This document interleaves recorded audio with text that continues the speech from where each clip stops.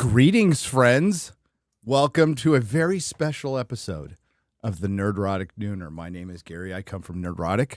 I'm here with Chris Gore from Film Threat, X-Ray Girl, and we have a very special guest, Mark. I'm going to say your last name right. Just this time, Millar.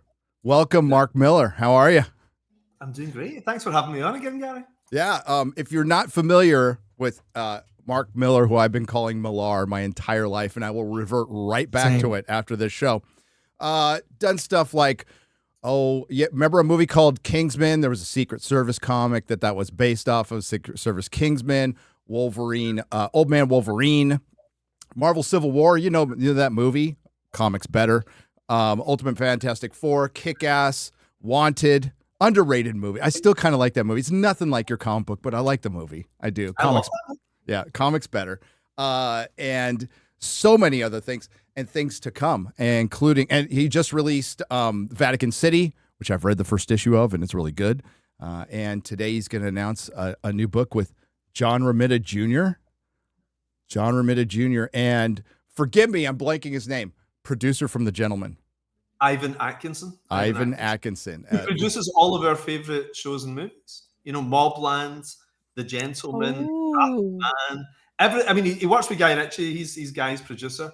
And I feel as if I'm, sitting in the company of royalty because it's all my favorite stuff. I love him. Yeah. And he's a cage fighter as well. He's like a really dangerous guy. Guy's a dangerous guy.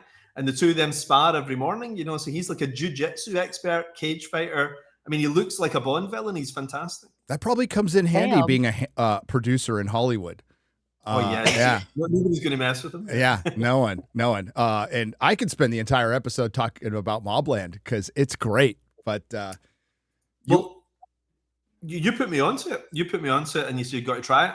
And my wife and I, we're really fussy actually. Like we only watch something if it's 5 stars. We give it an episode and then we usually stop watching everything, and all these things. And but Mobland, we're binging it like crazy. I haven't been this into something since Game of Thrones. Amazing. It's very Game of Thrones-like in its politics. Yeah. I know Pierce has gotten a lot of criticism from Irish people for his accent. I don't notice a thing. I don't care. I think he kills it. and he is Irish, right? So it's funny. But yeah, you've got a book out.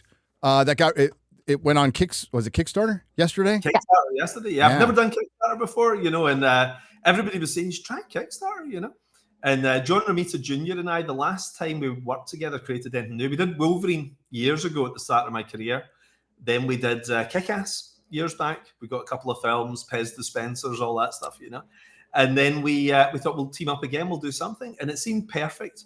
To do my first Kickstarter with the guy I had my biggest hit with, really, Kick-Ass. So, I'm loving it. John, he's amazing. I mean, he's 68 or something, and he draws like a 25-year-old. He's 68? 68, 69 even, I got a Christmas present. See, when I was 8 years old, I got a Christmas present, a Spider-Man book, and Johnny had drawn the cover. And I'm old, So. Yeah. Well, I mean, I grew up in the era when I was reading the Spider-Man books. It was John. It was like his first stuff, his first run. Yeah. That's God. Yeah, I'm old too. So working with him, we launched the Kickstarter yesterday. The thing's called Psychic Sam, and like I say, we're doing the movie at the same time. So we have. Oh, there it is. There we go. Whoa! Look at that dough coming in. Yeah. But we're doing the movie with Ivan Atkinson, producer of Mobland, The Gentleman, all this stuff. So super exciting. We've been doing this since at the end of last year. So it's lovely being able to share it with everyone because we've been dying to talk about it. Yeah, you've been teasing this for a while. You've got a lot of stuff to tease. This is the first of some stuff maybe that may or may not be coming out. But this looks great. Listen, Wolverine Enemy of the State is one of my favorite Wolverine stories ever. Oh, thank you. Ever. Thank you. I recommend it to people as often as I can. So seeing you and Kick-Ass, of course, and seeing you two guys get back together is great. I love working with Johnny, and his Punisher run he did with Chuck Dixon. I'm guessing you read his Punisher War Journal. Oh yeah. And that was a big inspiration for me. Like Marvel kind of got leaned on by Disney and got rid of the Punisher a year or two back. And instead of being a guy who shot bad guys, he was a guy who, went after people who did cultural appropriation and things like that. Yeah. So, very Marvel thing to do. I thought, right, well, there's a gap in the market, and I mean, we're in that kind of weird Western world just now, but it's all falling apart. So it feels kind of like 1974. It feels like the time for Death Wish and The Punisher and all that. And I wanted to do one of those books, or like a guy with a gun who goes out and solves problems. It's very appealing in uncertain times. Yeah. So what's the premise? You can put that back up, X-Ray Girl. We can get some visual aid. It's such a simple idea, actually. It's a really, really simple idea. It's basically a blue-collar guy. I like those blue-collar John Carpenter type heroes, Truck driver, just a regular guy, gets these weird voices whispering in his ear saying to him, listen, there's going to be a murder tomorrow. Here's the guy who's going to do it. If you kill this guy, you can save a life. If you ignore this, an innocent person dies. And he's like, what? And he ignores it for the first couple, and he's like, seeing the bodies piling up. So it's this weird ethical issue. Like, if somebody tells you a day ahead of time, somebody's going to be murdered tomorrow, do you kill a killer, even though he hasn't done anything yet? So he can't call the police because he sounds like a lunatic. And eventually he sees a crime that's just so bad, he can't ignore it. That something's going to happen to a kid. And he gets a baseball bat and he heads round to this guy's house, and it goes crazy from there. It's nuts. That's how it begins. I love it. I love the premise. So when's this due out? Well, Johnny's actually 3/4 of the way through the first volume. So nice. I think the first one's about 56 pages or something.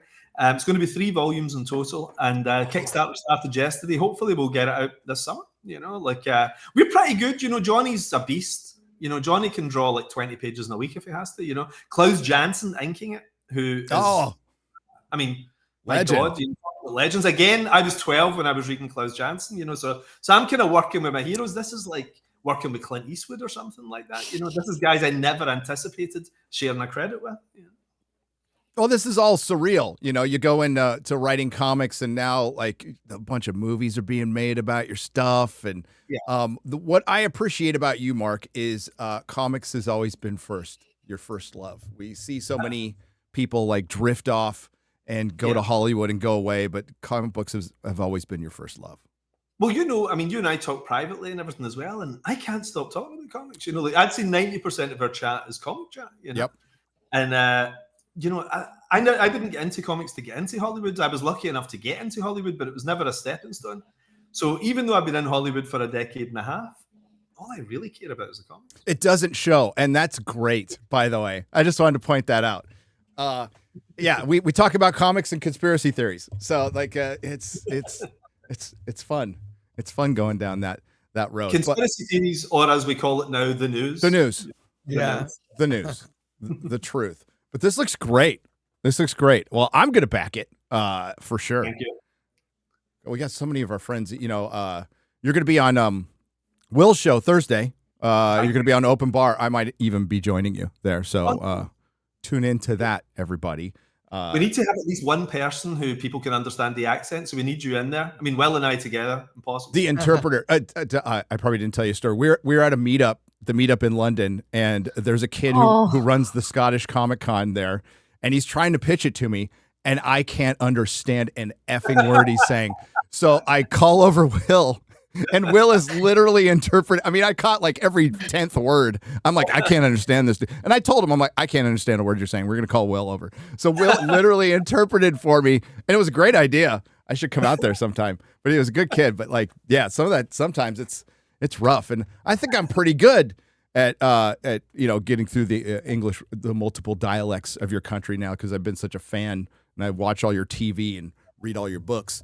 But I still pronounce your names wrong, especially if I never told you what happened to me at DC Comics when I was in my 20s about my uncle dying. Did I tell you about this? This is crazy with my accent. Right?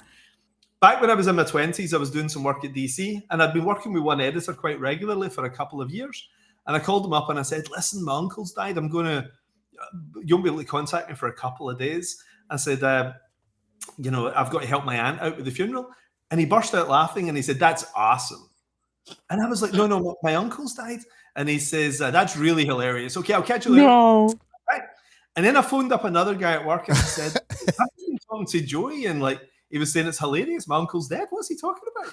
And he said, like, don't tell him I told you this, but he doesn't know what you're saying ever. And he's been faking it for 2 years. That almost makes it endearing. It's like talking to Gerald on Clarkson's Farm. Yeah. Hey, you watching season 4? Yes. Good, isn't it? It's great. Oh, it's brilliant. It's and you know that's my part-time life, part-time farmer as well. You know. So. Yeah, you have a Millar's farm. You shot me a couple of pictures. That looks fun. Now, is it part-time? Do you have people helping you, or is yeah. I'm a gentleman farmer. I'll take the photographs for Instagram and things like that. but I'm not shoveling any shit. Yeah. Although I quite like getting up and feeding the animals. You do feel quite benevolent. I like doing that. I don't like the slaughter, but I like the feeding. You know. Yeah. I wouldn't like that either. That's why I'm not going to do it at all. Yeah, I'm really behind. I'm in season 1 where he's birthing the sheep, and they're so cute. And then they talk about how like the ones that are kind of barren, they have to take them away. I'm like, no, why? Oh, wait till the end. Oh, I don't want to spoil it for you. Babies. No, not that. Oh. The pigs in season 3, the piglets. When he has a delicious meal at the end. So I don't think about that. They spend all the time like, oh, I really like this animal, and at the end it's like, it's delicious. It's so good. It is one of the most wholesome shows ever made, and I'm glad it's incredibly popular, and everybody I turn on to it likes it, and I just I ran into it because I'm a huge Top Gear Grand Tour fan, but dude, in a lot of ways it's just as good, especially as Grand Tour, and then it gets into the bureaucracy of your country over there, which is, I mean, ours is bad. But yeah. I watch Clarkson's Farm to go, okay, maybe we don't have it as bad. Makes me feel a lot better. But yeah, it's Jeremy's pretty based on a lot of stuff, and he's shining a spotlight on just how impossible it's going to be to grow food in your country. Well, I think that's the plan. Yeah, I think that's the plan. Yeah, I mean, I don't know if you guys have been aware of it, but there's a farm tax thing coming in over here. I don't know if they've talked about this much in the States. But farming's always been exempt from inheritance tax. Yeah. So whenever you pass it on to your children, and farmers tend to have children who are farmers, and that carries on for generations. The government's going to take a massive chunk of this, and basically what it means is big American agribusinesses are going to own all of Britain's farms and turn them into solar plants. So because they're beautiful. I hate those things. Even here in Texas, it was 2 years ago. One, this is all for the environment and everything. One's on fire. it's so ridiculous. And then I don't know if you ever watched Landman. There's an episode where Billy Bob Thornton just breaks down like how much oil is used to build one of those and to put them up. It's stupid. They don't counteract each other at all. I knew a farmer. Weirdly, I hang out with a lot of farmers now, right? And I've become really good friends with a lot of people. And one of the guys told me that he got into the windmill business, right? And he was making hardly any money as a farmer, but he signed a 25-year contract with the government to have windmills, And he's now driving 4 Bentleys and all this, So he used to have a battered old Volvo, and now he's got 4 Bentleys and he's got a butler and things like that, So so it's crazy. I mean, the government are just spending money on all the wrong things, destroying British farming. Oh yeah, they're stealing all our money and making other people rich and themselves richer. Oh yes, taxation is theft, by the way, everybody. But no. So back to Psychic Sam, there's going to be a movie. Is that in pre-production? Where are we at with it right now? Well, I took 12 weeks last year to write the thing. At the end of the year, I carved out 12 weeks. I was going to do a DC project or a Marvel project. Mm-hmm. Marvel said to me, Civil War was big and all these things that I did. They said, do you want to do another one of those? And I was like, yeah, that'd be cool. And then DC heard I was interested in doing Superman. So I basically carved out 12 weeks to do one of them. And then when it came to the crunch, see, when you've been your own boss, it's quite hard to go and work for the man again, Mm-hmm. I love these characters. Look at this is like a toy shop in here. I've got all this Marvel and DC stuff. I love it. But I sat down and Johnny Romita said, do you want to do something? I thought, I'll use those 12 weeks for something outside of Millarworld. So I created this new thing. And very quickly, we sold it as a film as well because, a Guy Ritchie's producer had been talking to me about doing something. So, I mean, it's embarrassing how fast it's come together. So the script has been written at the moment.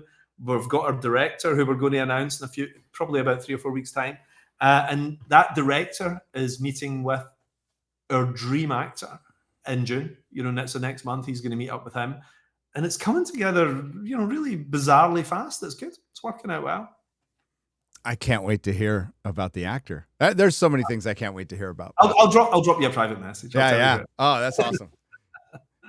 I'll try not to blab it. No, I won't.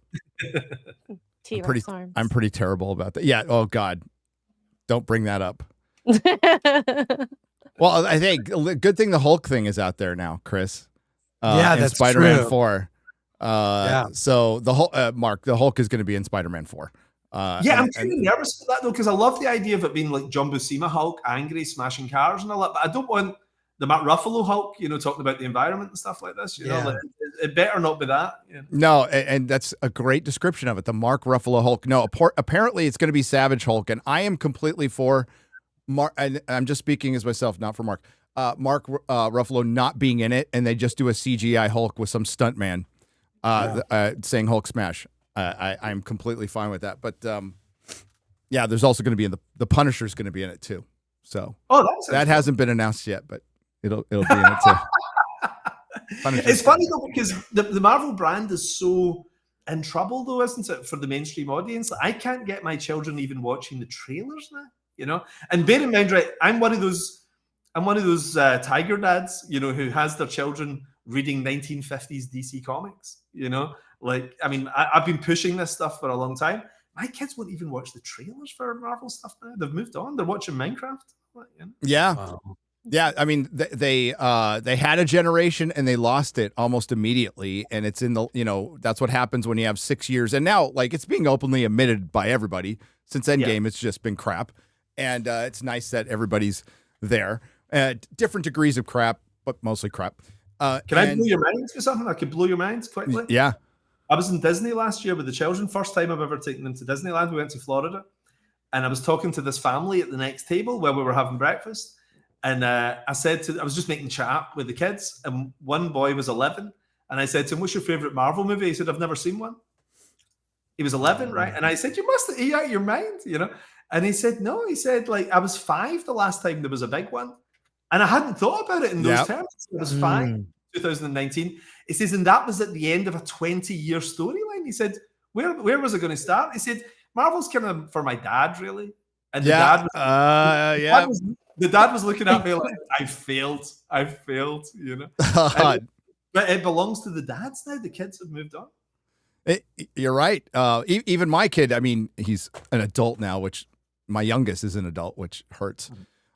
He's reading a ton of old, right now he's reading old Pulp and Silver Age and Golden Age books. He's really into Pulp stuff right now. And I feel like I'm steering him in the right direction, at least in that stuff, but he's no interest in the new stuff. And, I picked up comics every Wednesday, and even before there was Wednesday, every week since I was going to 7-Elevens when I was 5, and I stopped, 3-4 years ago now. A habit I had, a good one, a positive one that I loved for 40 some years, just stopped, and I haven't missed it at all. Yeah. There's nothing that, not even with the announcement yesterday of Deadpool and Batman, I'm just like, you know what? I'd rather read your stuff. I'd rather read some old stuff that I haven't read before. There's nothing enticing me, and that sucks. It totally sucks that we've gotten to this point. So the brand damage is across publishing and now the movies, and it's not surprising because they made the same mistakes in the movies that they made with the books. It's you don't have to be a genius to figure this out. We have some questions for you, Mark. Okay. Eddie Brock, 90434 599 says, Mark, what was it like working on Marvel Knight's Spider-Man by making Matt Gargan the new Venom? We need you writing Amazing Spider-Man so bad. Please consider it. I think, you had a point in your life where I think you would just find it hard to listen to people, if you're working in the Marvel universe, you have to take everybody else into account. Whereas the beautiful thing about independent comics is you just do your own thing. And in your 20s and your 30s, you're so much more pliable. You'll sit in meetings and agree with things you don't agree with and all that kind of stuff, But there's something happens about 40 where you want to do your own stuff. So I love that period in my life, but it belongs to my 30s. I think I just couldn't do it again. The project I wanted to do, I did want to do a crossover. Marvel offered me a crossover, and the one I wanted to do was Marvel Star Wars. I really wanted to do Marvel Star Wars, and I had a good idea for it. I didn't tell them what it was because I don't want them using it. But just good idea. Politically, it's very difficult to do because it's two different divisions within Disney, you know, so it's kind of tricky to pull off. And Marvel DC, weirdly, is easier. And that's the only thing that intrigues me. I do love the idea of seeing Han Solo and Tony Stark in one story as a special event, you know. That's the only thing that really interests me in Marvel, I think, now. Yeah, well, we got a follow-up question, and you kind of just answered it. But this is from Eddie Brock again. What's up, Eddie Brock? Love you, man. Mark, what's this I hear about you doing a Fantastic Four Superman crossover? There's a Batman Deadpool crossover special already announced. I didn't hear that. No, it's not true. What it was about a week ago, I was announcing the movie and the Kickstarter that we're doing, the Psychic Sam movie, Psychic Sam Kickstarter. And I was quite naughty, you know. I just said, listen, a big announcement next week. Marvel have asked me to do something. DC have asked me to do something. So people just began to speculate. And I put up a countdown on Instagram where I had a 5 with Superman symbol, a 4 with the Fantastic Four symbol, a 3 with Batman symbol. That's a test. And I took it down to number 1, which was just Stitch from Lilo and Stitch with number 1. And I was just messing with everyone, you know, but yes, it's not happening. I'm definitely not doing that. No, yeah, I mean, you can't go back home again. Plus, like, as you said, there's no price you can put on being your own boss. Like, as you said, there's like, I have for a lot of my life, especially mostly at the comic store, Mark, I made a lot less money than I was making in my professional life. And I was super happy. I was like, this is great. You know, I wake up at the crack of noon, you know, if I want to, and I get to read comic books all day. It was fun. I think a comics was the perfect job. When I was a kid, I remember telling my mom that's what I wanted to be when I grew up. You know, like, I never thought working in comics as a writer was possible, living in Scotland, you know. But I thought just, you know, the idea of being surrounded by merchandise and comic books, talking to other guys who were into that stuff, that was how and somebody paid you money to do that. It's a perfect job. You know? It was brilliant. It set me up for this one too. But yeah, you're sitting around your own collection that you're selling. And that's the way I looked at it, is like, you know, don't get high on your own supply. I made that mistake a lot at the comic store. I still had a pretty solid collection at home, but I'd rotate it in. And when there's no customers, I'm just moving around my collection, going through comic books, reading comic books. So or playing video games, which was bad. But City of Heroes, man, it was great. It was a great game. No, it's the best job. And, you know, in San Francisco, Mark, believe it or not, there was a lot of normal people who just wanted to, you know, like, I would have all different walks of life in there. I'll never forget the story. I had my late father-in-law and a good friend of mine who is a total leftist, late father-in-law, Vietnam vet, you know, helicopter pilot, freaking Republican. And they were getting along great in the comic store. They were talking about all this stuff. They were just getting along. We had the rule, you know, no politics, and you can't use the bathroom, but unless I know you. But yeah, it was great. And that's what I miss in fandom now. That's what I think really a lot of the corporatism has brought in the divisiveness. And it is the corporatism, which has allowed the activism to come in, which has allowed the attacks on fans and cuddling up to the access media. It's all like a bunch of corporations that have kind of fucked this up. And I don't know. I miss the days when we were in the niches, to be honest with you. And hopefully, you know, I think we're heading back that way anyway. I can feel it already, and the attacks on fans and all that stuff. That really feels like it stopped about a year ago. You know, maybe more. You know, so I do feel civility coming back to comics. Because for me, the first time I walked into a comic convention, I remember looking. There was maybe about 500 people. It was one of those Scottish conventions, not huge. And I remember thinking, here's 500 people like me, you know, who's into the things I'm into, and I instantly became friends. And those guys, I was 13. I'm still pally with those guys. And the comic store owner, I live in a different country now. I fly back once a month. But the comic store owner who I met when I was 13, I don't go home without meeting him for a pint, because you've got such an amazing thing in common. I mean, if you're into comics, you're probably into all the same movies, same music, TV shows.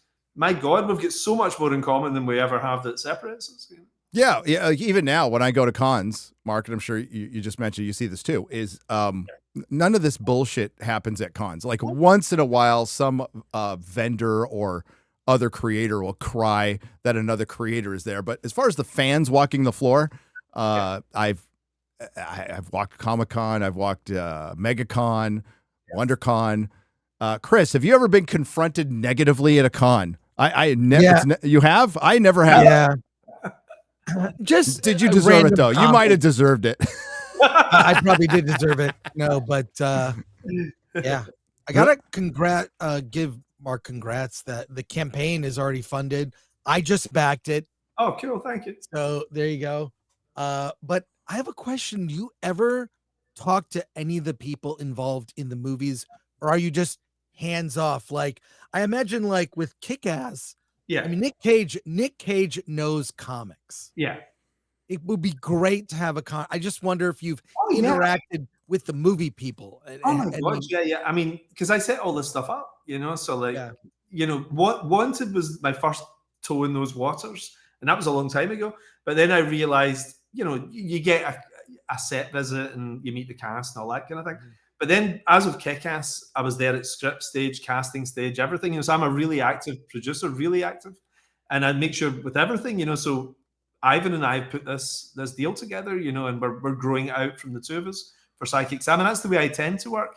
Then, I mean, everything I've ever done that's been translated, I've made sure I'm in there. But Nick Cage was a special one because I knew he was a big comic fan, and I got him a little gift for the first day of shooting, and it was, do you remember those Marvel cards? I'm not sure what they were called in the States, but it was those 1976 kind of cards. I think they were Tops in America, and there was a different company in the UK, but it was those little cards you got in the mid-70s that were kind of like cards you could swap with your friends. Yeah, trading cards. Yeah. I got the Luke Cage one, and I got Stan Lee to sign it and wish him good luck.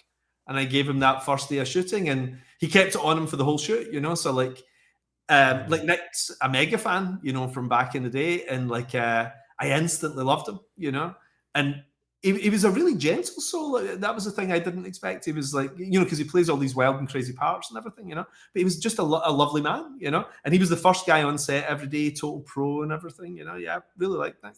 I'd say he's the most talented actor I've ever seen perform, because every take he did with Big Daddy was an entirely different way of looking at the scene. It was the weirdest thing. Like he would do 10 takes and every one different, every one brilliant. Impossible when you're editing to choose what to do, because he brought something to everyone. So talented. Yeah. Did you see, Chris? You see the Babylon Bee post where they're launching a new streaming service, Cage Plus, and it just plays Cage. I would subscribe to that. Yeah. I would subscribe to that. But yeah, he's a legend. He's in Con Air, one of my favorite all-time movies. Okay. Watch that once a year. One of my friends lived next door to him, weirdly. One of my friends was Cage's next door neighbor, and he had a very public house on a very famous street in England, and my friend lived right next door. And he said he used to stand and talk to fans outside his door just for hours, just standing chatting with them. And there was a tour bus went by because it was quite a famous street. And you'd hear Japanese or Chinese or whatever, on the tour bus, but then he would hear the words Nicolas Cage, and then he would give the tour bus a wave as it went past and everything. Everybody loved him. Oh. I'm glad he's making, I guess he kind of retired, but he's coming back and he's playing John Madden, which is going to be great. I can't wait for that. What do you got there, Chris? It's Cage Plus. It's Cage Plus. Oh my gosh. It's like, hell yeah, take my money. Christian Bale playing Al Davis and Nicolas Cage playing John Madden is legendary. I absolutely can't wait for that. Did I ever tell you I met Christian Bale on the Batman set? Did I ever tell you about this? No. This is so Did he yell at you? Well, really, this will freak you out. We were doing Wanted around the same time as The Dark Knight was getting made, and one of my friends was making The Dark Knight, so I nipped over to see how he was getting on. And I was standing with Christian Bale, and he was dressed as Bruce Wayne at the time, and we were standing at a kind of coffee stand while Aaron Eckhart was shooting a scene. And I was chatting with him for 15 minutes before I realized he's a character actor, and he was talking to me as Bruce Wayne. And Their entire conversation wasn't Christian Bale. And I said to him, what part of Wales is it you guys come from? And he said, oh, I'm not from Wales. I'm from about 20 miles outside of Gotham, you know? And I was like, and I realized it was like a Kaiser Soze moment. I realized our whole conversation had been fake. Method, man, the method actor. He's legendary, though. I wanted to. One of my favorite movies that flew under the radar because of streaming, not because of streaming, because of COVID, was The Kingsman. I freaking love that movie so much. I can't claim any credit. That honestly, I got paid for it. Yeah, you got paid for it. Yeah, but I can honestly, that was Matthew, and I can't remember the guy who wrote it, but he's a good writer, you know. Well, they did a great job with it. I thought. I really hope we don't see the end of like The Kingsman is one of my favorite movies. It's one of my favorite comic book adaptations. But I thought The Kingsman was such a sleeper. I was like, because I was just expecting to just watch this dumb movie that's a third one, and it's got a cast I like, and I freaking was blown away by it, man. It's a nice movie, and I was almost like a viewer to it because it wasn't using any of my characters or anything like that. No, just the world. But he, the original plan Matthew had for that was a TV series, believe it or not. That was going to be the pilot of a TV show. And then it ended up sort of growing arms and legs and becoming a movie itself. But what a TV show that would have been, I think. That would have been a great TV show. Period spy show. And his idea was to bring it right up to date. You know, like The Crown with spies, where he was eventually going to have Cold War 1960s spies and everything. So set one in every era, every season. That would have been, yeah. I can't. His name, Ralph Fiennes. Did I say that right? Yeah. That would have been awesome. A series with him. If he would have committed to it, that would have been great. That would have been awesome. Let's go. We got some more questions for you. Thumbs up 1981 for $4.99 says, hi, Mark. Been enjoying episodes of your Millar Time podcast. Especially love the Carrie Bates interview. Cheers. Listen, for me, that was one of the greatest experiences of my life. Like, I can't tell you, I think up there with Stan Lee for me is Carrie Bates. And he might not be known to anyone under 50, you know, reading comics, but basically he was the man. He was writing Superman and The Flash when I was a kid. And he was the first writer I ever followed, you know, outside of Stan. I would pick up books just because Carrie did them. And he's a very interesting character. He's a kind of J.D. Salinger of comics. He disappeared into movies in the late 1980s, and there's only two photographs of him exist. There's more photographs of Steve Ditko than the Carrie Bates. So getting to talk to him, getting to track him down was absolutely amazing. I loved it. And he's for anyone who hasn't listened to it, go and check it out. There's two great anecdotes, like him watching the filming of Richard Donner's Superman is a great story outside the DC offices, and him meeting Roald Dahl back in the 1970s. And selling Moonraker when he was 19 years old on spec, selling a spec script for Moonraker to Kirby Broccoli. Listen to the podcast. It's awesome. I love Moonraker. Wow. With all of its flaws. I love that movie. Yeah. Great, yeah. Bill Huang on the Streamlabs side for $10 says, Mr. Millar, Superman Red Sun is one of my favorite Superman stories. I always found your movie trilogy pitch with Matthew Vaughn compelling. What do you and the panel think of Chris McQuarrie's recent comments about his pitch for a Cavill Superman movie? I don't know if you saw those. I never saw this. No. No, maybe you can find it, X-Rigo. He talks about it a little bit. I'm going to give you the broad strokes of what I remember. He speaks about there being kind of a 5-minute sequence where there's no dialogue, and that's how you're going to start the movie. That really just kind of tells you everything you need to know about Superman, done all in visuals, what he fears, his strengths. And it sounded really good. But your pitches sound really good too. And like we said, I want James Gunn's Superman to be awesome. I want an awesome Superman movie. That's all I want. I don't care about anything else for the rest of the year. But it's going to be the most dissected movie this year. Like even more than Fantastic Four. It's going to be Superman. Because oh, sorry, go on. No, please finish. Oh, because of the nature of DC fans. DC fans are a different breed than Marvel fans. They are way more passionate and they have factions and stuff. So that's just the way it is when you go get into DC. But yeah, I hope it's good. The marketing hasn't been great, but we'll see. I might eat my words here, right? But I really believe in this film, right? I love James. I love pretty much everything he's done, But I think something interesting happened. Remember when James Gunn got cancelled a few years back? Yep. And Marvel, there was something happened that Marvel was the coolest thing in town, and then they fired James Gunn. And I think that was the beginning of the turning point. I don't think it was 2019. I think it was like, oh, this is too much. We're getting rid of this guy. And then DC suddenly picked up the cool baton when they were like, well, we'll hire this guy. And I think he went back and did Guardians 3 because he wanted to finish his story. But I think by that point, DC had the heat and the energy. Something shifted in the zeitgeist and it went over to DC, I think, at that point. So I'm really rooting for this. I'm rooting for what James is doing over there. It may work, it may not. But all I know is that if somebody gave me $200 million and said, what's your perfect Superman movie? This looks pretty damn close. It's Silver Age Superman. And I never thought I'd see a movie with Superman, robots, and crypto and, alternate dimensions, all the things I love. And here it is. Like, I only have to pay $15 to go and see this. And, it's my dream Superman movie. I can't wait. It's going to be brilliant. And even if it doesn't make $1 billion, I don't care. I know I'm going to love it. There you go. I don't think it needs to make $1 billion, but it needs to make close.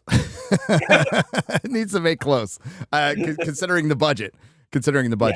I haven't actually heard what this is. What's the budget on this? The budget is somewhere above $300 million, and that's because I think it's 340. My good friend Ryan Kinnell has 2 videos on it already.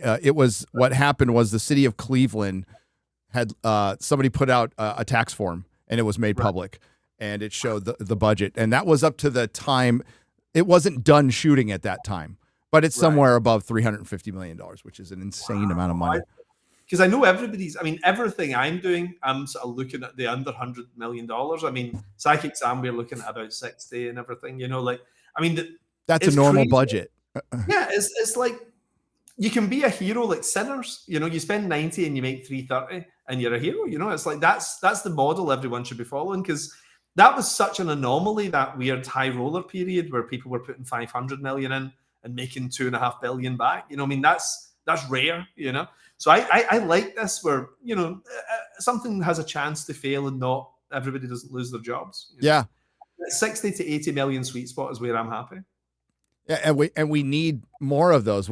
It's become so top heavy, or it's either like super indie or just bloated.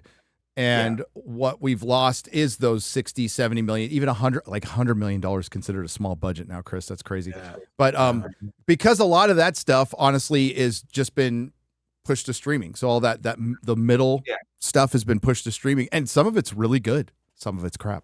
But Kingsman cost 80 million. Wanted was 70. Kick-Ass was 28. What? I mean, you can make 28 million. Yeah, so it made 100 and then made more than that on DVD again, DVD and Blu-ray, So, I mean, to me, that's the model. Just like be sensible, don't go nuts. That's an insanely low budget, and I love that movie so much. And it did well. And lost are the days where you can make up that money on DVDs and Blu-rays. Those days are gone now. You know what I hate about that is I used to always give a DVD as a Christmas present to somebody, and now I can't do that. I used to love finding an obscure DVD and giving it to someone. Yeah, we were talking about it yesterday on Real BBC, where it's like, with your at least your major hits on Netflix and Amazon, why aren't you putting out a collector's 4K Blu-ray? It's not going to, like, if you do a collector's one, it's not going to keep people from watching it on your streaming service. It's just going to be another revenue stream for you. So it kind of, and even wait a couple of years if you want to wait a couple of years, but like One Piece, or, they did it with Stranger Things, but like, any Netflix show that was pretty much a hit, wait a couple of years, sell the soundtrack and the DVD, and they don't do it. I don't know why. It's free money. Lord of the Rings, last year I showed the children, they hadn't seen Lord of the Rings. So I showed them all 3 movies. And then I watched the audio commentaries and I watched the extras and all that. I love all that stuff. It's a shame we've kind of lost all that. Yeah, I miss DVD extras like a lot. Well, our friend Robert Meyer Burnett's worked on a lot of them, including the great, the Lord of the Rings special features on the Blu-ray and on the DVD are freaking legendary. They're so good. It's capturing lightning in a bottle 101. And the extras, I mean, there were budgets to produce those Blu-rays and the DVDs with extras that were in the millions. It would fund a small indie movie. And you learn so much. The Lord of the Rings has one of the great extras where they talk about the color timing, how they colored and changed the colors, and it allowed Peter Jackson to shoot in all good and bad lighting situations and then have it all match. And what's great about that is those DVDs you learned as a filmmaker. People passed on knowledge. DVD commentaries are legendary from directors, and that's how people learned. And they did some dumb survey that found out people don't really watch the extras that much, right? Which I think is BS. Yeah. And so we're losing that. I mean, what we could learn today about how a Marvel movie is really, how the sausage is made of a Marvel movie. I'd love to know what that really is. And we're losing that. We don't know how these movies are made now. I just know that why it's so bad is because everything has gone so corporate. Everything has gone so corporate. And I think that's where the real rot is in the industry. But someone like yourself, keeping it, your direct connection to the audience and Kickstarter, and I'm sure that's going to blow up. 42 days to go, and you already passed your goal. Yeah. It's gone pretty well. I mean, I've nothing to measure it by. It's my first one, but I'm pleased it's met its goal. It's in 12 hours or something. It's crazy. That's insane, and it'll do well, and we'll be shouting out a lot on every stream we can. But Chris, to get back to your thing, like, I think this is going to make me sound ultra nerdy, right? I love shelving, right? I love shelving. I've got all my books, I've got all my comics, I've got all my DVDs, all my CDs. I love to see things lined up. I don't know if I'm on some spectrum or whatever, right? I love to see things lined up in order, and I hate that that's been taken away from me with movies. I like my DVD collection. Yeah. You like owning a little a totem from it, a little piece of it, if it's something you love. And I'm the exact same way. And yeah, we're probably on a spectrum of some kind, and I'm okay with that. I'm perfectly okay. Hyper Gooch for $4.99 says, I am a huge fan of your comics, Mr. Miller. And that's all he says. Oh, that's all I want to hear. That's great. Yeah, it's great. Comics Dad for $5. Indies are the future. I love talking to indie comic creators and learning about their projects. Keep walking the path, Mr. Miller. You are a legend. Oh, thank you. Cheers, Comics Dad. Cheers. Josh Kelsey. Oh, no. I thought this was Josh Kelsey. Oh, my God. I thought it was Josh Kelsey. It's John Keeley. I'm sorry, for £5 British. Proper money. Mark with the AKA Books and Comics Scottish comic book store callback. That's the store I was telling you about when I was 13. I walked into the 13, and it was like, the movies like Clerks and everything. It's just a bunch of guys talking about stuff they're interested in behind a counter, and customers were almost an inconvenience, I think, in the shop, because it interrupted the 8-hour conversation you would have on a Saturday, great times, AKA some of the best times of my life. I loved it.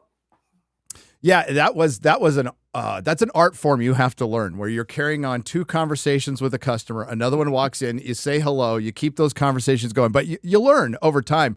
And we had to throw in, I had to put couches and chairs in, and then I eventually put a video system so they could watch TV if they, between conversations.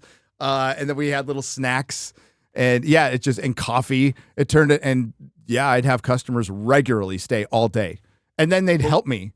They'd help me with customers, and it was great. I loved it. Well, AKA was about the size of a bedroom. I'd say a typical size bedroom. Millions of comics squeezed into it. It was like Doctor Who's TARDIS, an impossible amount of things in this small space. But from that shop, a scene grew, and I went there. Grant Morrison went there. Frank Quitely went there. All these guys who had careers in comics, and the guy who ran the store cultivated all of our careers. He used to do photocopying for us when we were sending submissions in and everything. It was a beautiful little hub. We always say that was our Oxford University. That was kind of where we learned our craft. Excellent. Yeah. Hey, Mexi Rage for $5. Sup, y'all? Hope today's going well. I have two questions. One, has Mark watched Mobland? And two, have we ever seen Nick and Jim Carrey act together? Well, weirdly enough, the reason Jim Carrey's in Kick-Ass 2 is because of Nick Cage. Because, they're best friends in real life. No, I didn't know they were best buds. Yeah. Like Nick Cage said his two best friends in the acting world, he said to me, was Jim Carrey and Val Kilmer. He loved Val Kilmer as well. All right. And he said the three of them, like he said he'd such respect for them, And what's his face? Jim Carrey went on Conan O'Brien dressed as Kick-Ass when the first movie came out. And Matthew phoned him up and said, like, Nick Cage said, you want to be in the sequel? And that's how it happened. Oh, that's brilliant. Like, I don't think they've ever done a movie together. I don't think. Which is kind of so either. Yeah, because Chris Hemsworth is best friends in real life with Chris Pratt. So they love the idea of hanging out and doing movies together. It's funny that they didn't use their power to do one picture together. There's still time. Maybe they could do some action flick together. Yeah, maybe, on Netflix. There you go. Scott Christy Jones for £2 proper money. As backer 15, what role do I have in the film? Stunt double for the nude scenes. Stunt double. Yes. It's full frontal. Full frontal. Yeah. And then you die horribly. Doug for $5. Mark, what's your favorite Punisher comic book run? Oh, without question, Chuck Dixon. Well, I was saying that actually I do love Garth Ennis and Goran Parlov as well.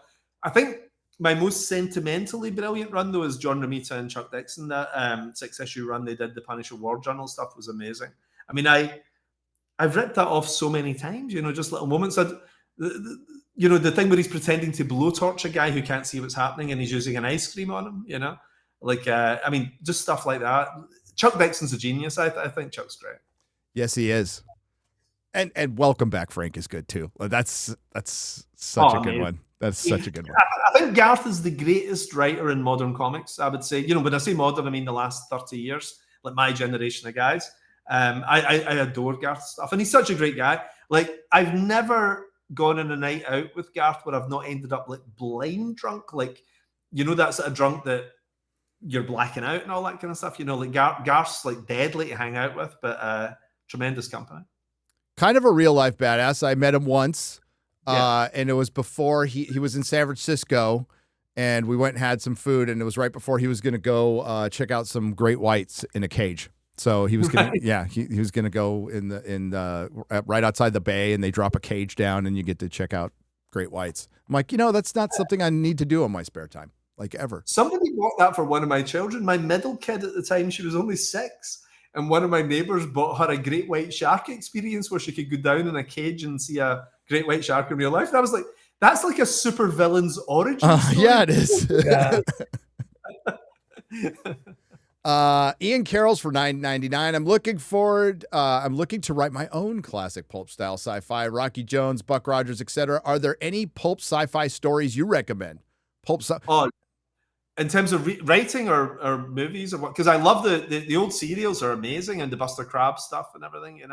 I'm actually watching a lot of Buster Crabbe interviews just now. That's how I'm wasting my time at the moment, But like, I'm obsessed with all that. And the late John Cassidy, who was one of my great friends, who was an amazing comic book artist, drew Planetary.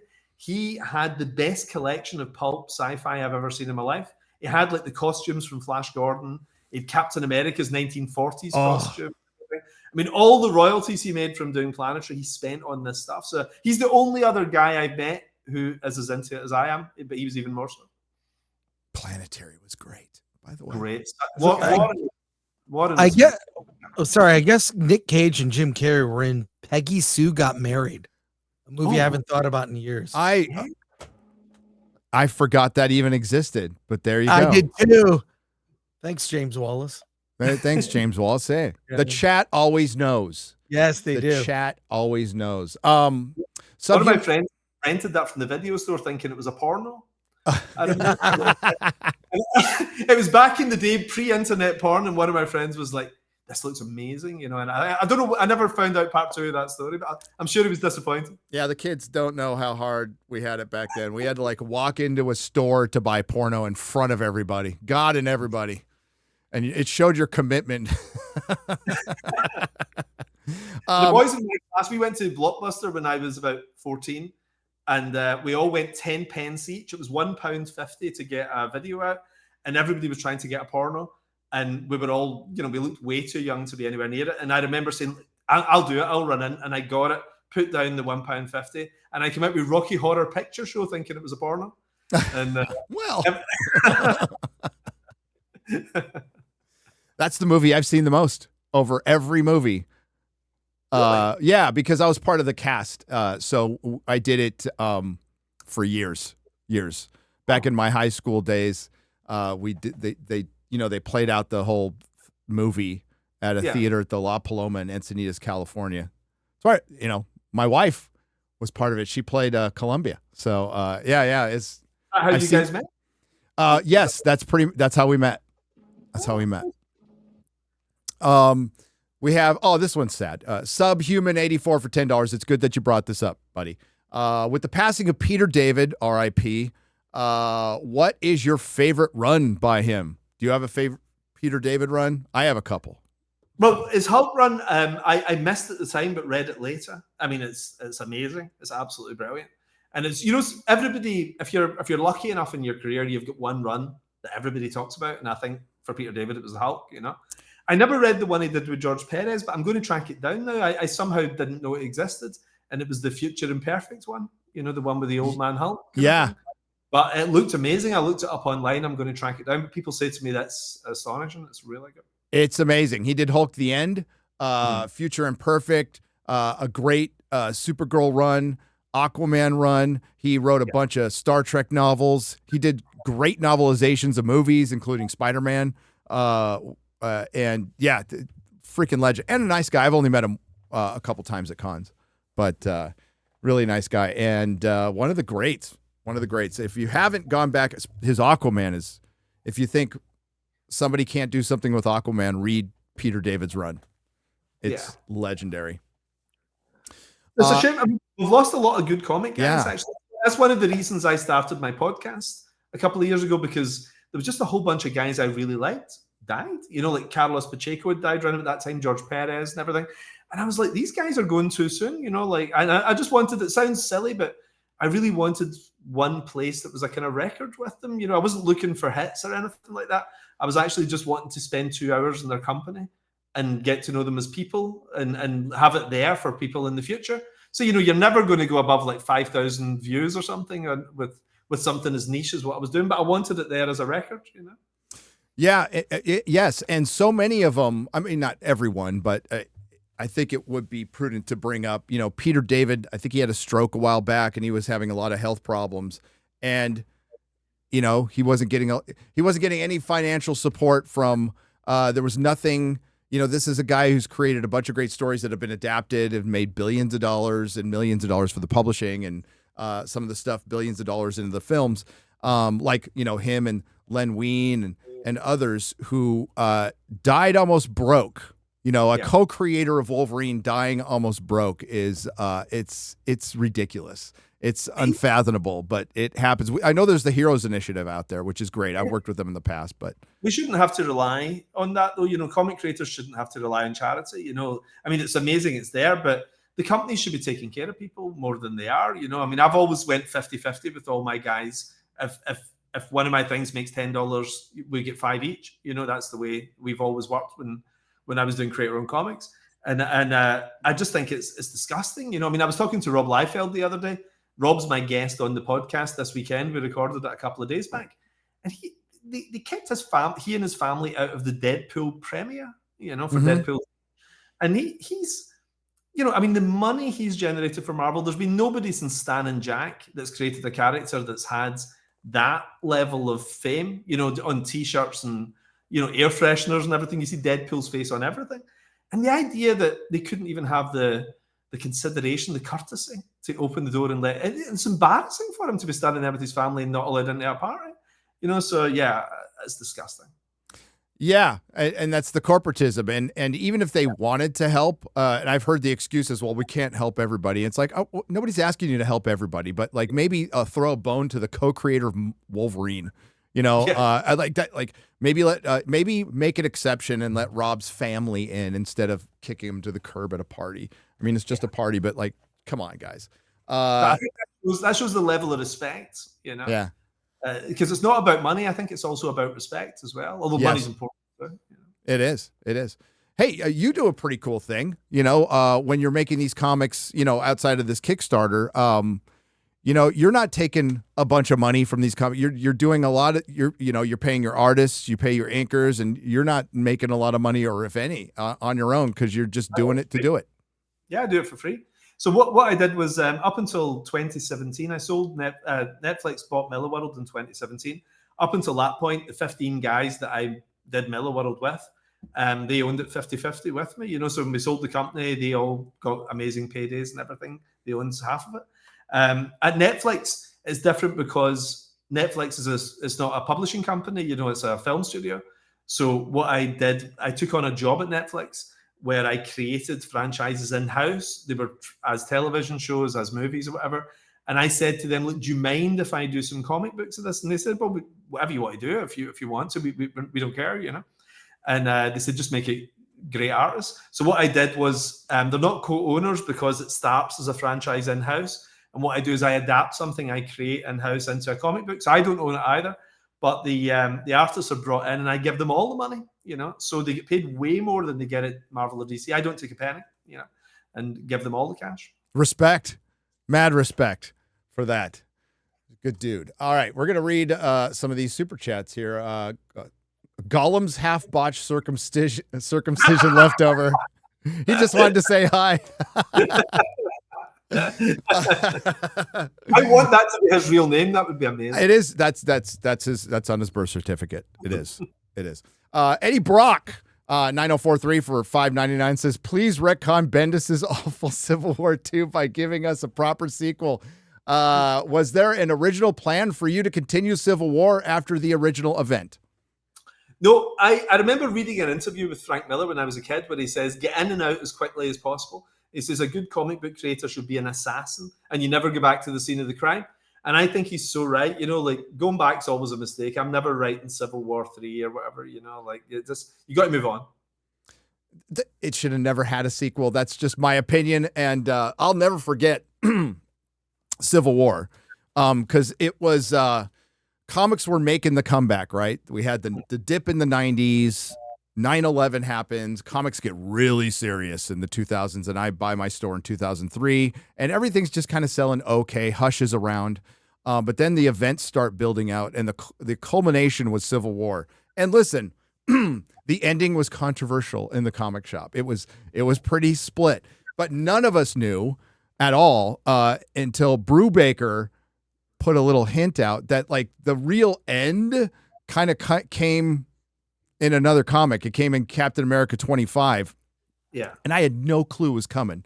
So I'm rolling to work one day, and there's first time ever for my store. There's a line outside the door. I'm like, yeah, what? And they're like, didn't you watch CNN? I don't watch CNN. Sorry. It made the news that Captain America had died. And I'm like, well, shit, I only ordered 25 copies. What the fuck? So thanks to a couple of James Sim from Isotope, I'll forever be grateful, in San Francisco. They helped me out with some copies. And, but yeah, that was a crazy time. It was a fun time. I like Civil War. I liked what built up to Civil War, did a lot of crazy shit in that I could not believe, including revealing Spider-Man's identity. It was controversial. I think you just get lucky sometimes in the year you were born, right? And I was just born at an age where I was 30 and just coming of age as a writer as the Marvel thing was happening. So my entire Marvel experience was just on that Marvel boom time, from 2000 until 2009-ish. So it was amazing. It was just a total period of growth coming out of a really bad period. Marvel was almost in bankruptcy. But if I'd been born 10 years earlier or 10 years later, I'd have missed that entirely. But we had such creative freedom. We could do anything we wanted. But by the time Disney are coming in by 2009, I was like, okay, this is time to get out of here. It's like when you see all the Mickeys marching down the street with the machine guns and all that, it's like, yeah, it's time to go. Time to get out. Did you know that was? That's another thing I had no idea was coming. It was a shock. No, nobody knew. I remember getting an email from Joe Quesada in that morning, and it was kind of like the JFK assassination or something like that. I was just like, what? And Joe is such a great guy. I mean, I love Joe, right? And he fired an email out to a bunch of us, and he said, great news, guys, we've been bought by Disney. And I was like, this feels like a hostage situation. Yeah. This is not good news. I'm out of here. No, I mean, across the board, asking my customers and my employees at the time, we all said, oh, well, we'll get some good movies, but the comics will suffer. And that's what's happened, unfortunately. I think what will happen in time, though, because remember DC got bought in 1968, and then DC was kind of bland for a long time. But then the 80s happened with DC, so they almost have to, the Eye of Sauron has to move on from the company, So I think Marvel's losing heat fast. It's going to sort of disappear a bit over the next couple of years. And then I think the comics will be ignored enough that they can be a bit more radical again, once Disney isn't watching. Yeah, Warner Brothers was a different beast because they did, especially in the 80s, they let DC do their thing. And they were not, they never knew what to do movie-wise or how to adapt it, but they let DC Comics do their thing. And, and then later on there was Bob Wayne out there who was a former retailer, and he had a great, DC had a better relationship with retailers than Marvel ever did pre or post Disney, ever. Even back in the day. Yeah. Even back in the day, DC was much nicer to retailers. They were willing to listen to them and work with them, and Marvel was always aloof, always. But DC made it worse. I thought, well, shit, it couldn't be any worse, and it was. So, Infamous for $13.99 said recent Blu-ray pickups: The Warriors, Invasion of the Body Snatchers. That's good. Fantasia and Fantasia 2000, Scarface 1932, Deep Red, and Peeping Tom. Long live physical media. I agree. And sometimes you just got to get it on DVD because you have no other choice. If you want South Park, better get those Blu-rays quick. Speaking of the Warriors, one of the guys working on the Psychic Sam movie, I was doing a Zoom call with him the other day, and I saw the Warriors behind him in his kitchen, right? And it was his wedding guest list, and he had all the tables broken down by the gangs and the Warriors. Right? And he said to me, he says, my wife and I are really into the Warriors, right? And we did this wedding, and I was like, what's the chances of two people being so into the Warriors? I said, has your wife ever seen the Warriors? And he went, no, she hasn't. I was going to say, that's astronomical. I saw, I didn't see the full version. I saw the TV edit version when I was very young. Nice. An average worm for $9.99. Thanks for all the entertainment over the years, Mr. Miller. Do you have a favorite story you've written? I think Superman is your favorite DC hero, ? But who is your favorite Marvel hero? Oh, there's a lot of good ones at Marvel, I'm looking at my lunch boxes up here. It's hard.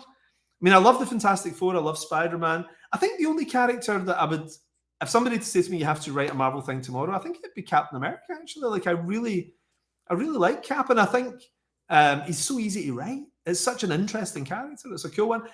Iron Man, what's crazy with Iron Man is everybody loves Iron Man, but those comics never quite blew up the way they should have when there was $1 billion movie coming out every couple of years with Iron Man in it. So Iron Man would be fun to write as well. Tony's such a brilliant character, isn't he?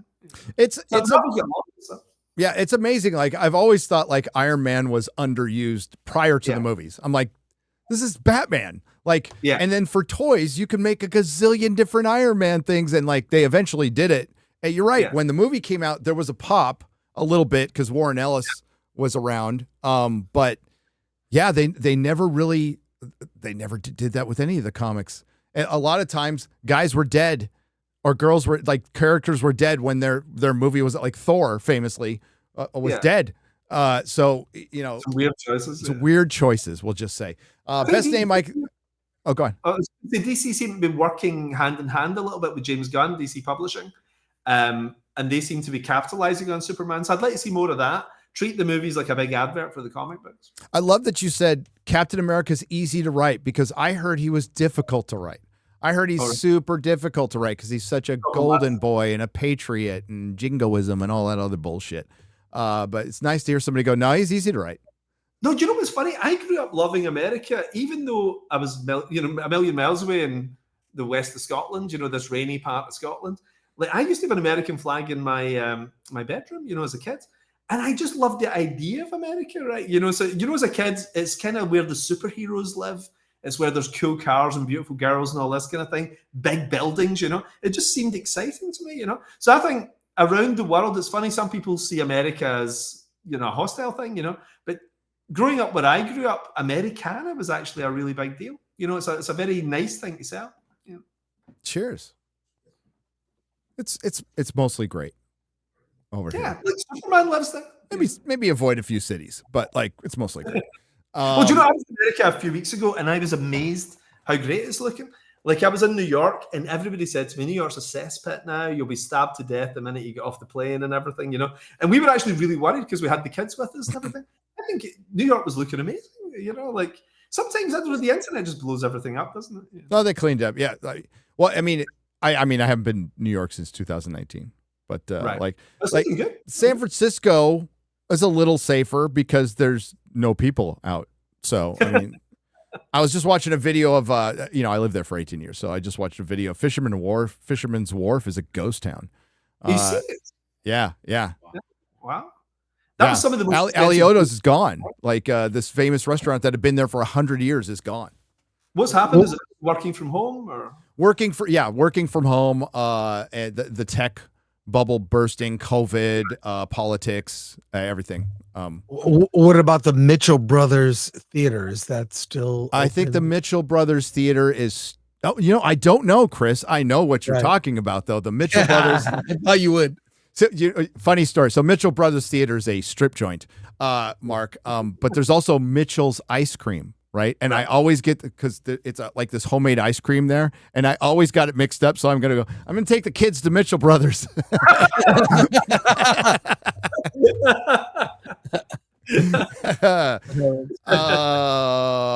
Pyro Wave for $10 says, "Hey y'all, Mark. Is it possible for you to come to Motor City Comic Con in November in Michigan? I'd love to meet you and shake your hand and get a comic signed." Do you know? Yeah, maybe. Like I love going to cons. I've only been to about 6 cons in the last 20 years or something. It's crazy, but I think because I live so far away, it's really hard. Like if I was just an hour in a plane away, it'd be great. But I have to take a week off when I go to a con. But I do love it, and I love hanging out with comic guys. So maybe. Silo full of Cool Ranch Doritos for $5 says, when you were writing Marvel's Ultimate Avengers, why were the issues so far between releases? Oh, the Ultimates. The Ultimates, yeah. Well, that was the genius, Brian Hitch, and sometimes great work takes time, So like Brian's really sped up now. Actually, he's way faster than he was, but I think for him, there was probably a little bit of performance anxiety because the whole world was looking at his book. I mean, in terms of comic world, like he was the zeitgeist guy doing that stuff. So everybody was watching it. It was a reinvention of Marvel's most classic characters. And Brian was literally reinventing the wheel. Like he redesigned the costumes, gave it a cinematic look.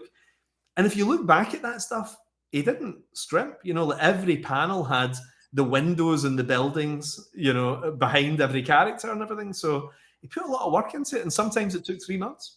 And just so you guys know, if you didn't know, the Ultimates was a paradigm shift, right? We had Ultimate Spider-Man, but the Ultimates, and yes, that there was months between issues, but when one came out, it filled my comic store, which was great, and everybody just read it right there. And by the way, a lot of the MCU uses a lot of the Ultimates, including Nick Fury.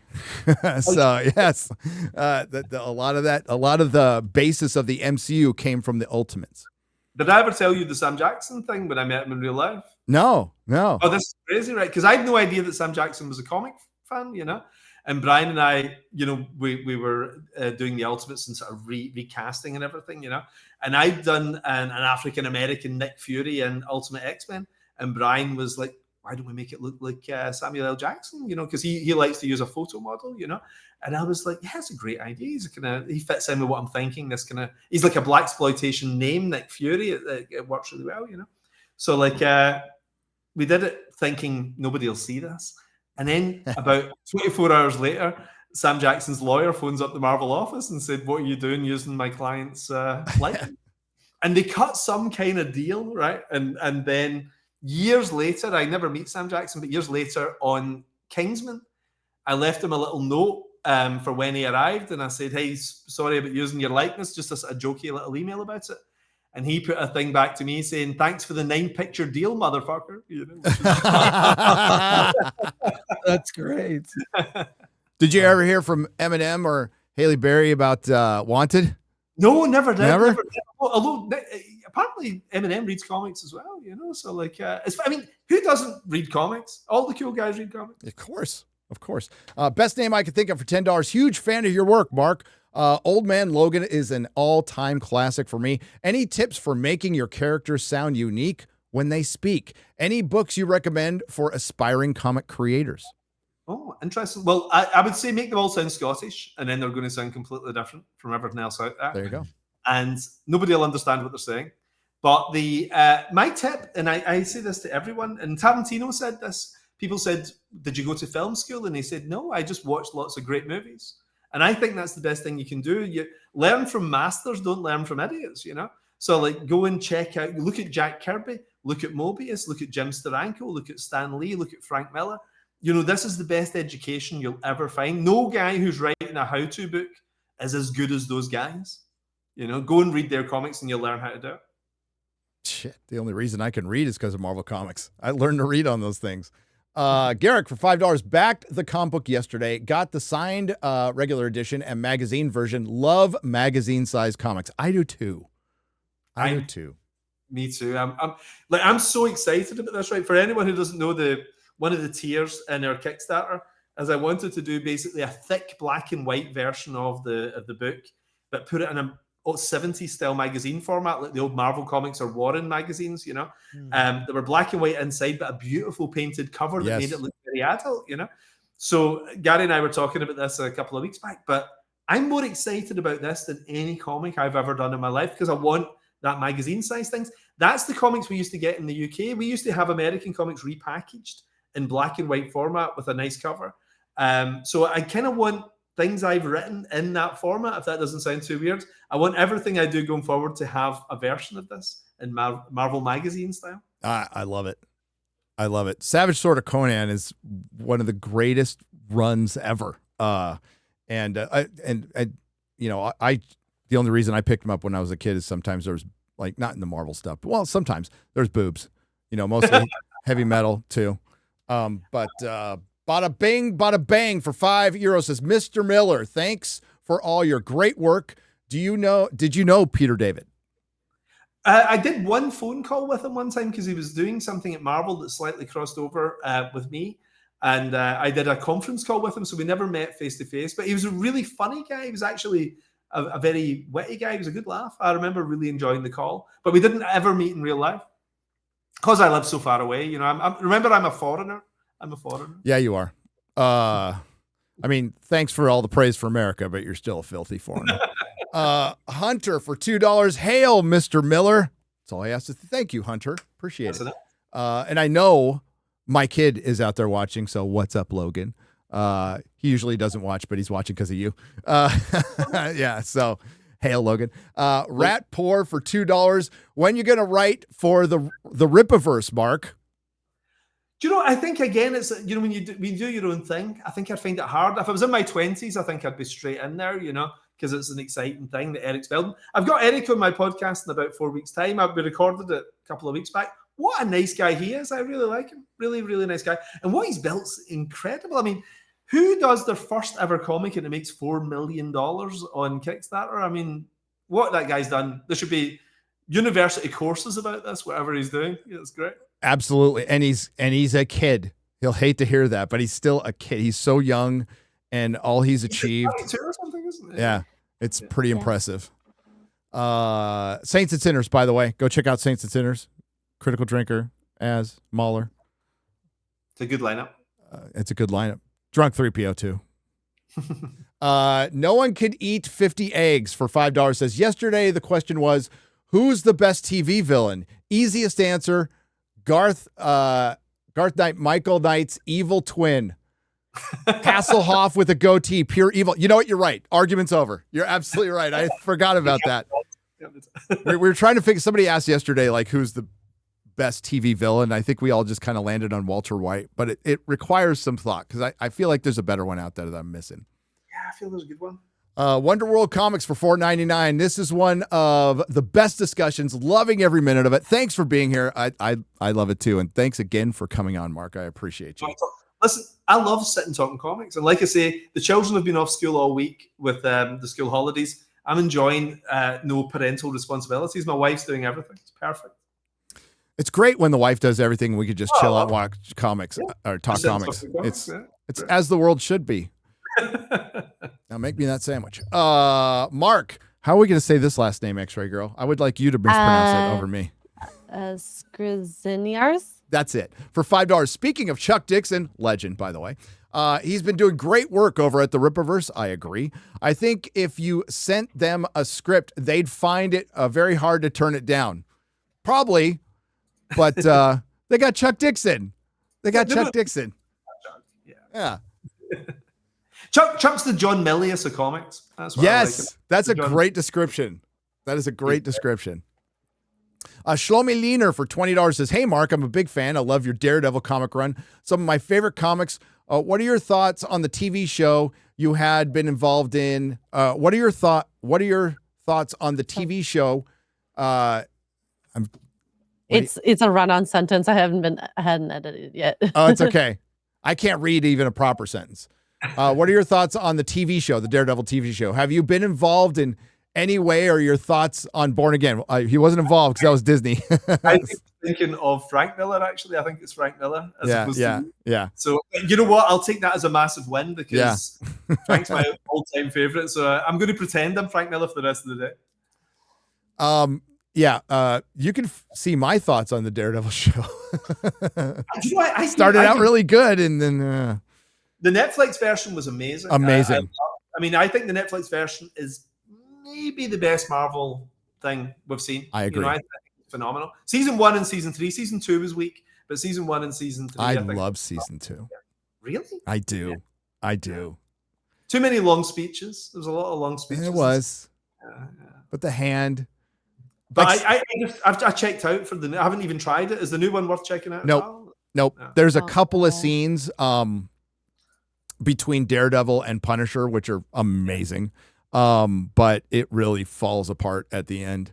And I guess their excuse was they were hodgepodging a series that they had canceled. And I would have just scrapped the whole damn thing and started over. So we'll see with season 2, but my hopes are not high. Cast. I mean, that cast's incredible. Great cast, but they're missing. Punisher amazing. Yeah, if they just got back Stephen DeKnight or Drew Goddard, who were really the people who built the Netflix show, probably would have been better, but we'll see. I do feel that Star Wars and Marvel and all these things just don't belong in television, though. I definitely think that's what's really hurt their brand. Like, to me, Star Wars is something that should be out every 2 or 3 years, and you pay money and you line up and you go and see it in the cinema, and it's the best night. And it's an event. It's an event. And I think Marvel's the same. I think there's something cheapening these brands about putting them in television, I think. And also overproduction. There's way too many of them as well. Yeah. Sprinkled in is fine. I mean, like, ideally, you'd want something like The Penguin. The Penguin was phenomenal. And I wasn't expecting anything from that show, and it was great. And then Daredevil is great. And if you sprinkle it in, that's fine. But you're right. It still needs to be event. That being said, I think there's certain comic characters who are made for TV. I think a Batman TV show, I'd rather see a Batman TV show than a movie, because Batman is semi-pulp. He's a detective. He's got his full pantheon of villains, and you could just have him running around Gotham City. It wouldn't have to cost a gazillion dollars. And done as a prestige series, I think it would be one of the most watched things on TV, if done right. Is there not some weird legal issue with Batman as a TV show that because of the 60s show, Batman can't appear? That's why you get Gotham and Pennyworth and all these things, because they actually aren't allowed to do Batman. That was the case for many years. It was a Fox, Warner Brothers thing, but that has since been resolved. And since then, I've heard that they've just been saving him for movies. Because there was a plan to do one back in 1990. Did you ever hear about the Batman TV show? No, I didn't hear about this. I was only 20 at the time. And sometimes you get into a party you're not supposed to be at. And I got into this DC party in London, and I sort of blagged my way in. And I was standing with a glass of wines with the adults, while they were all talking. And the DC execs were there. and they were talking about how they were talking about Batman had made so much money the year before. There was serious discussions about doing a Batman TV show using the Batmobile and the sets and all this thing. And they were going to cast a different Batman, and it was going to the seasons were going to appear between the movies. And they were talking about Michael Nader. Do you remember a guy called Michael Nader? He was an actor who played Dexter in Dynasty back in the day. And he was going to be Batman. And I don't know how advanced it was, whatever, but everybody at Warner Brothers who was there knew about it. And it was kind of the buzz at the party, which would have been amazing. Oh, shit. I had to see an old picture. He's passed away now. Passed away in 2020. Yeah, he would. That's a good Batman. Yeah. I remember Dynasty. Yeah. I watched Dynasty all the time. That's crazy. That would I would have loved it, but especially back then, because my Batmania around about 1989 was off the charts. Like we did Dark Knight and we did Tim Burton in year one. You know, it was like non-stop great Batman stuff, wasn't it? You know? It was good times. That was incredible, yeah, back then. WG for $50 says, I only ask hard-hitting questions. So, Mr. Miller, what are your thoughts on pineapple pizza? No pressure, sir. 100% for it. I love it. Yes! Anything. Yes! Anything that insults John Romita Jr. Yeah. I'm up for it. You hear that, JR? Pineapple belongs on pizza. Thank you, WG. I'd say it improves pizza by like 500%. Yeah. Yes. You put some jalapenos, yes. Maybe some olives, little buffalo sauce, just so you know, like, how did Jeremy Clarkson describe it? So your butt will look like the Japanese flag when you're done. That's proper pineapple pizza. Okay. Brandon Powell for $5 says, always wanted to say this to you, Mark. I wanted to pre-read that. It says, fuck you. No. Thanks for your comic book, Huck. I really did enjoy the series. Thank you very much. That's all you want. I can't believe it's been 10 years, but I'm doing the sequel right now. It's just started a couple of weeks back, so hopefully you enjoy that too. You're busy, Matt. You're just cranking out comics like all the time. I do it in my spare time, you know, like I love doing comics. And the thing is, it looks like I'm doing a lot, but I never have more than 2 a month. I do about 21 a year. I consistently do about 21 a year. But for some reason, it feels like I do more, you know, which is great. That's a lot. I think that's a lot. The standard rate 6 a month, you know. Oof. Raylo Normie for $1.99. Mark, do you have any plans to work with Capullo again? Mark Capullo. We actually don't, but I really like him. You know, I mean, I loved working with him, and he's a superstar. He is. You know, he's probably one of the top 3 biggest artists in comics right now. Such a great guy, and I loved the 6 issues I did with him. Great. His Batman run's awesome. He and Scott Snyder, great team. The Court of Owls stuff, some of the best Batman in the last 20 years. Spawn stuff. Yeah. Thumbs up 1981 for $4.99. Doc Green was awesome, and Peter David's he says RIP run. It felt like a logical progression to the character. It did not translate to the screen at all. No. Because they should have adapted Peter David's stuff. His Hulk run is the best. AJ for $4.99. Thank you for your work, Mr. Miller. What do you think about Blue Marvel? I've been asked this question. the Blue Marvel. Yeah. What's that? The Blue Marvel, the character. Yeah. Do you know, I've only really heard obscure. So, yeah. Is it it's not a Marvel character? It's a Marvel. The Blue Marvel is a Marvel character. Yeah, it's very obscure. Yeah, and timeless comics. Yeah. I have no thoughts on it because it's so obscure. I have zero. I'm usually pretty good on this stuff as well, but that even got me. Yeah. That one. You know, this is a random thought, but I was thinking about this. You know, if James Gunn, if he's going to get quirky, he needs to bring Snowflame into the DCU. Snowflame. The DC character Snowflame.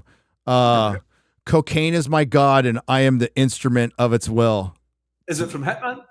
No, it's a real, you can look it up. Snowflame is it's a real character.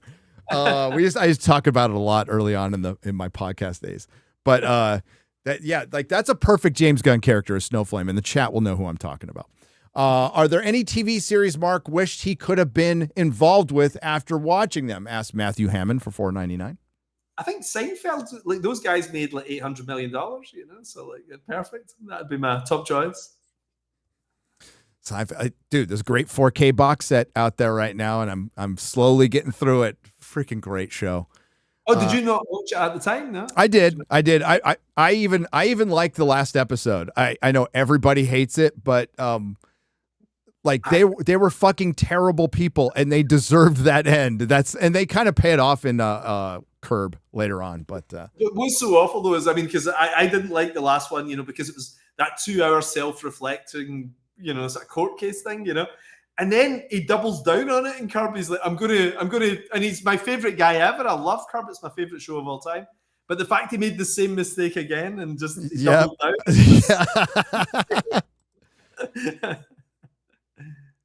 Wow. Oh my God. And that's a newer version. That's a newer stuff.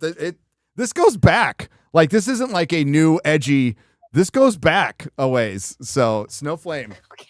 Snowflame. Yes.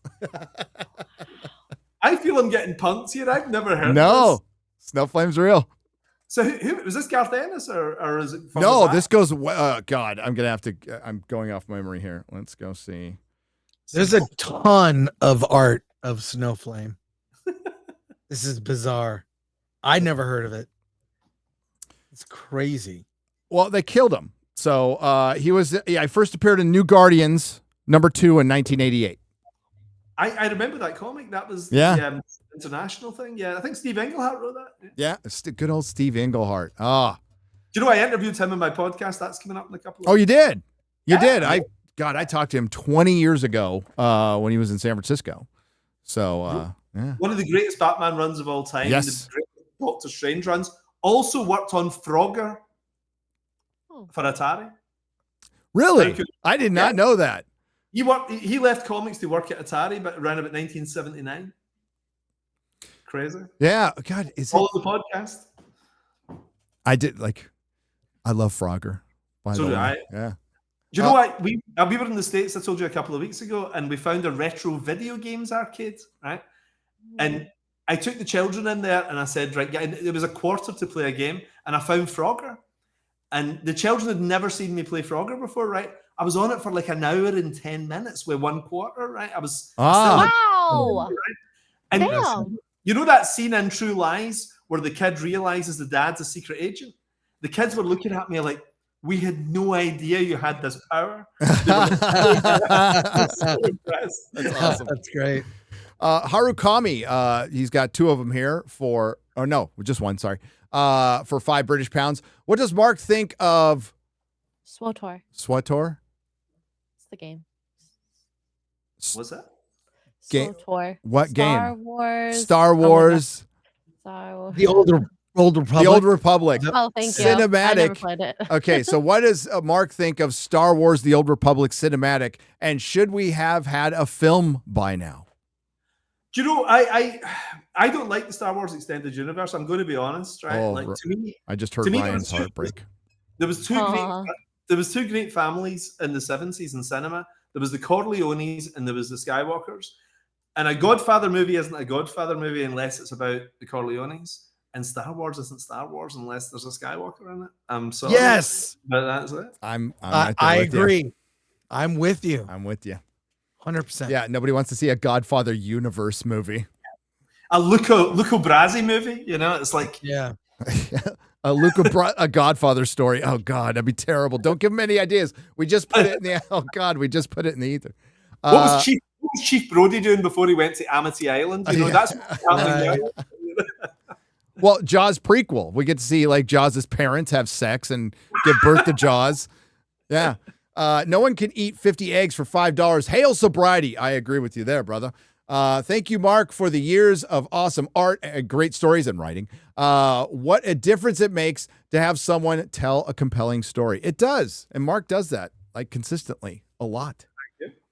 Handshot first for $5. Anyone else notice the start of yesterday's BBC X-Ray Girls pigtails covered the lettering on her shirt, so it just said tits.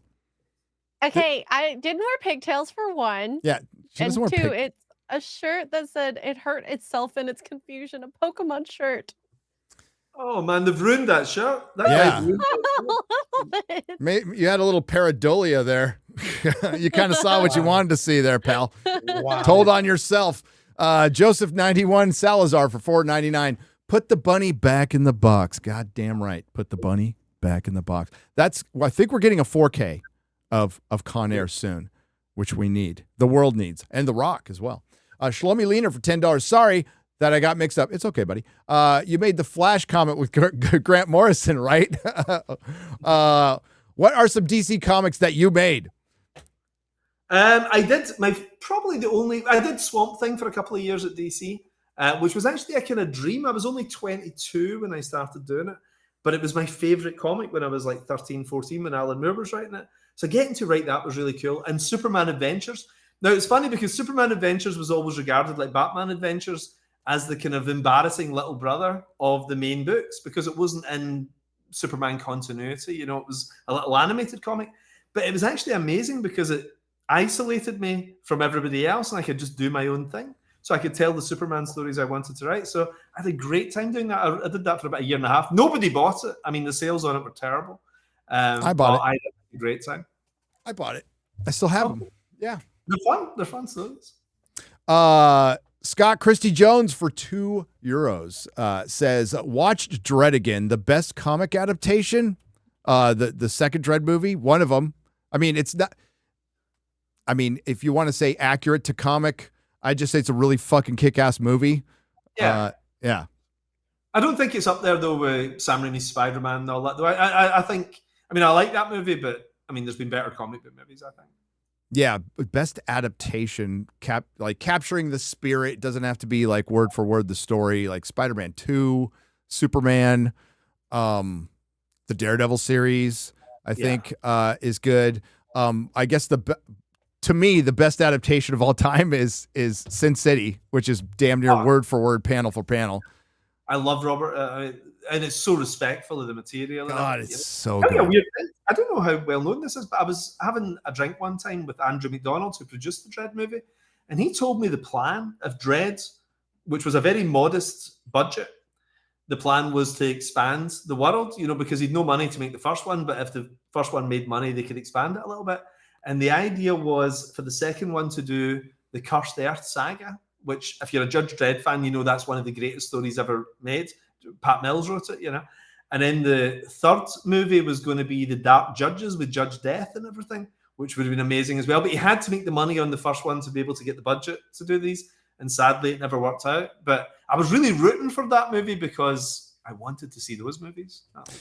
Yeah, and it's still caught in like financing hell because they used a bunch of there was not a bunch, but a couple of Indian financiers from India, some studios, and that's why the rights are just so gobbledygook right now. Oh, I didn't know that.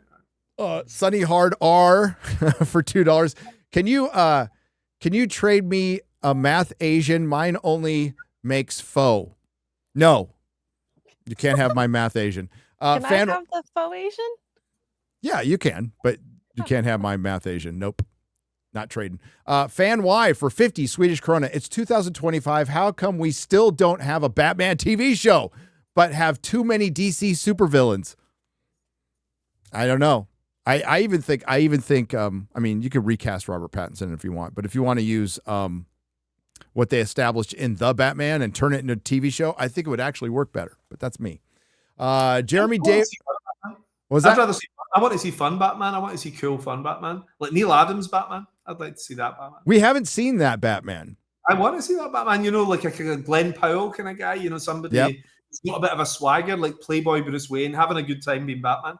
I'd like to see that Batman. Yeah, we've always seen, the Burton one, I would guess, would be the closest to fun Batman, but Batman from the comics we've never seen. We've never seen him with his full rogues gallery of villains, a fully operational Batcave with a Batmobile and a Robin and Alfred, all that. And I'd like to see that. A giant penny. A giant penny. Yes, I want the giant penny. The one for Batman, I think, is Batman the Animated Series. Just literally do Batman the Animated Series in live action. there has never been a more perfect version of Batman. And kids love it, adults love it. It's all there. It's all there. Yeah. Jeremy David for $2. How could a circumcision be only half botched? You'd have to ask Gollum. All right. You'd have to ask Gollum. Might have been a bad day. Might have been a discount. Not really sure. No one can eat 50 eggs for $5. Mark, when can we expect Teenage Mutant Ninja Turtles expanded universe? There are so many Donatello crossover possibilities. It's on my list. There you go. Wonder World Comics for $4.99. This is one of the, I read that one already.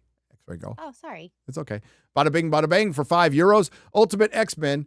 Could you also work as a Ultimate X-Men could also work as a template for the MCU X-Men. It moves Magneto's origin from World War II, which makes total sense nowadays. I promise you that's what they're going to do. I must admit, I'm a little worried about X-Men getting rebooted, because I think we don't know how good we had it in those first 10 years, right? You had really amazing, you had Sam Raimi, Bryan Singer, Matthew Vaughn, like Ang Lee even, I know Hulk wasn't great, but he's an Oscar-winning director, but like Christopher Nolan, you had some amazing directors, and now I just feel it's anybody that's coming in as a director. It's first-time directors, it's people who've done 3 episodes of a TV show and everything. I just don't know if it can go toe-to-toe with what James Mangold did or Bryan Singer did, and I think the casting was so amazing with Patrick Stewart, Ian McKellen and everything. Will it be the same? I don't know, so I'm not saying it's going to suck, but I'm not super excited about it at the same time. I don't know, just leave it alone for a while. I totally agree. I think they should let everything sit for a while. As a fan of this stuff, it needs to be parked and vaulted. I don't have high hopes. I don't. But I'm sure they'll borrow a lot of Mark stuff. Hunter for $2. Walter White, he is great. You hear that knock? Great episode. Matthew Hammond for $2. How would Snowflame navigate the fentanyl crisis? Well, yeah, that's a good question because most of his coke could be cut with fentanyl. Probably dead. Probably dead. Slow down. Yeah, he'd slow down a little bit. Fentanyl's like his kryptonite. And this is the last one of the day. Sir Clive calculator for £5 I've always thought a Quint prequel would work, seeing what happened when the Indianapolis sank.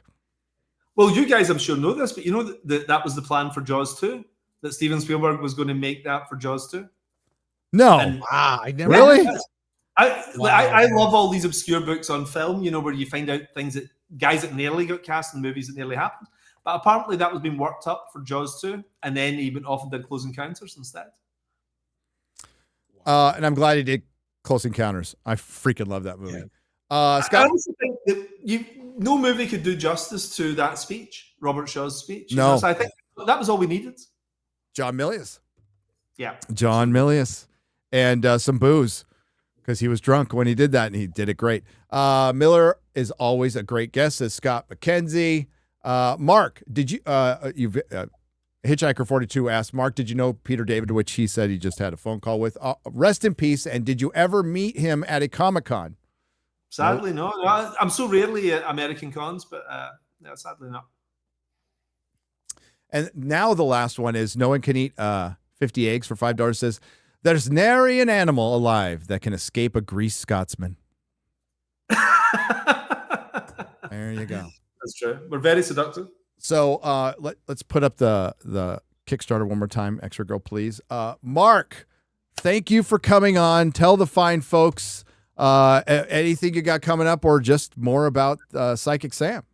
Just Psychic Sam, if you like stories with big guys with guns killing bad guys. It's I love that. Like, you know what you're getting. You're going in seeing somebody you like killing people you don't like, and I just feel you don't get enough of that anymore.